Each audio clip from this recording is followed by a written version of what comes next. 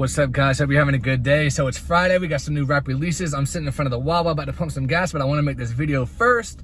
We got the new Khalifa and Juicy J album, Stoner's Night. And in this video, I'm going to do a sales prediction on what I think it's going to sell in the first week. So they kept the features to a minimum. All they have is literally Project Pat and Big 30. Big 30 is associated with Gucci Mane. He's making some noise in Memphis, but he's not like, huge yet. But it's cool that Juicy put him on to kind of represent for Memphis. I really think that's pretty cool. It's only got 13 songs, which is quite a bit less than the first joint album they dropped, because they did drop one of their joint album years ago. I'm gonna say like 2015, 2016. And I remember, I didn't even look this up, but I do remember, because I look into sales and stuff like that. I remember that one sold like 25 or 26K if I remember correctly. But again, that one had more tracks. I don't think that one had a lot of features either. I think that had like a couple features. Probably Project Pat was on it. Project Pat and Juicy, they always work together, brothers, you know what I mean?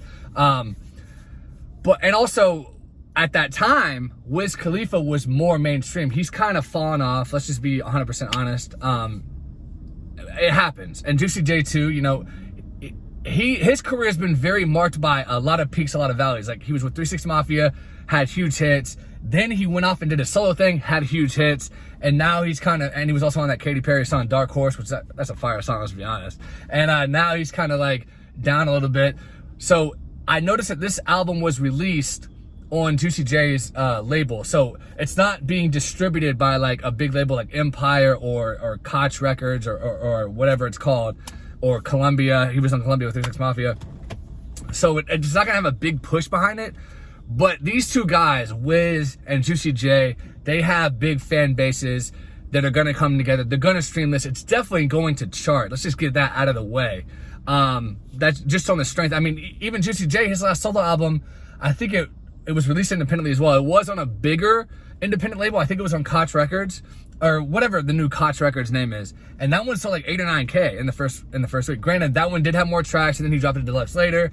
He had like A$AP Rocky, a bunch of big people on that one.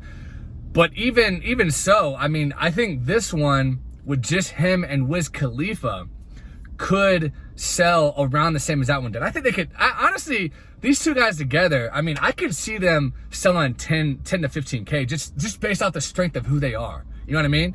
So I really do think this one will definitely chart. I don't know if it'll hit the top 50, but if it does hit the top 50, I do think it'll do about 10 to 12. Here's my real prediction.